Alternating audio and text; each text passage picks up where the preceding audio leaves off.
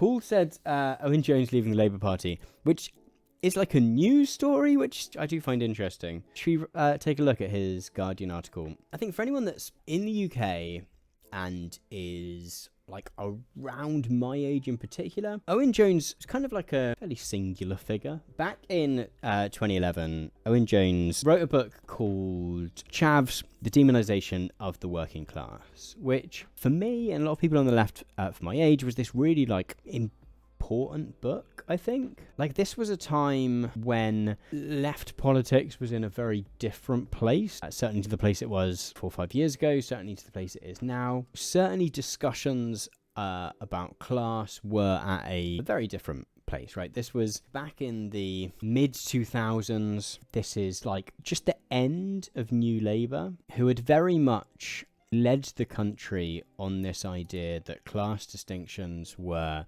like of the past, and that as Tony Blair says here, that, you know, the class war is over. John Prescott famously declared that we're all middle class now. The New Labour project was very much built around this idea that, you know, it wasn't about the Labour Party changing society to work in the interests of working class people against the Conservatives and Liberals who were trying to ensure that society worked for capitalists, for want of a better word. Instead, that, you know, we could all be middle class, we could have enough economic growth that it would rise everyone up, that this kind of language of class warfare, class distinctions was very much like of the past and outdated, and that we could sort of move beyond that. So at the same time as that was happening, it was also an era in which discourses about people that were poor became harsher and harsher and harsher. So at the same time that you get this language in the media and amongst the leading politicians of the day about class being like this thing of the past, you get TV programs which are a bit like this. And I still haven't received your essay on Lord Kitchener. No, because what happened was I was going around cars, but then this whole thing happened because Shelley Todd is a bitch. Anyway, I've been completely going around saying that Destiny stole money out of Rochelle's purse, but I ain't not even spoken to Rochelle because she flicked Ash Michaela's hair. So you get the kind of vibe here. If anyone's watching not from the UK, you might not kind of like pick up on the cultural context of this. This is so Little Britain, which this is a sketch comedy show, which this sketch is taken from, was humongous at the time. This was like the biggest comedy show in the country. I don't think I'm exaggerating when I say that. All of the sketches and all of the characters are really like targeted at a particular person or a particular community, and it's quite vitriolic as a show. And here you have one of its, probably its most famous character, I would say, one of the ones that, you know, as happens with sketch comedy shows, people like quote in the street and in the, you know, I was at school at the time, like at the playground. Alongside having Vicky Pollard here, you have a lot of TV programs that are like Benefits Britain, and it's all this is a little bit later, like Life on the Dole. You have this real discourse, particularly like people on benefits, and particularly people on unemployment benefit and disability benefit. This, you have like all of these ideas circulating in the media about slackers, right, and about skivers, and about this real sort of cultural and political anxiety that some people are trying to get something for nothing.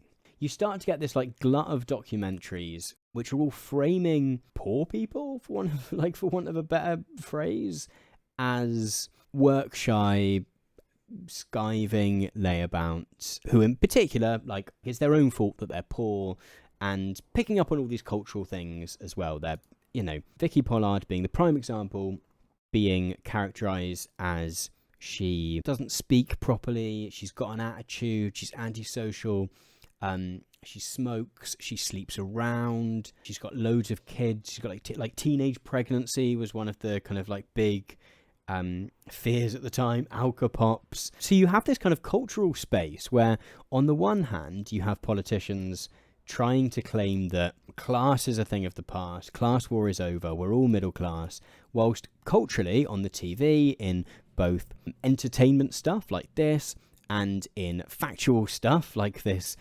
Benefits Busters, you have actually a load of shows that are going, yeah, but there's all these poor people and they kind of they suck, right? They're all lazy. And in fact, it kind of ties together, right? Because actually, there's this discourse that is saying if you want to be middle class, if you want to be well off, you can just choose to be. And some of it came from this sort of reframing of middle classness as a kind of cultural thing rather than as an economic thing. In sociology, we talk about the idea of having multiple forms of capital, of having economic capital, which is how much money you have, social capital, which is the connections that you have and which you're able to use to get jobs and to get support with things if you run out of money or whatever. And we talk about having cultural capital, which is having that like ability to exist in situations where people around you are a class level above you and to be able to kind of fit in among them. And with a lot of kind of new Labour policy, there was economic support, but a lot of it was this idea that you could increase young people's cultural capital,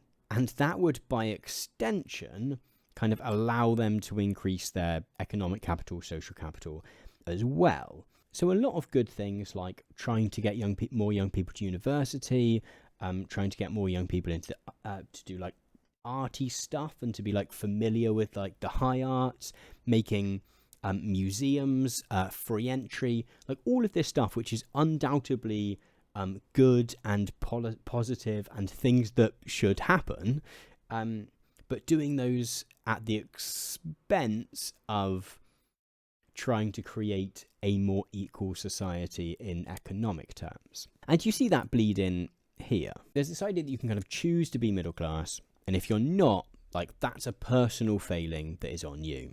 In 2011, Owen Jones writes and publishes this book, Chavs, the Demonization of the Working Class, which really unpicks this and really goes through both entertainment and media discourses and political discourses and sort of says, actually, here's all of these ways in which, despite us being told that class doesn't exist anymore, class isn't important anymore, here's all these places where we can see it very much in front of our eyes.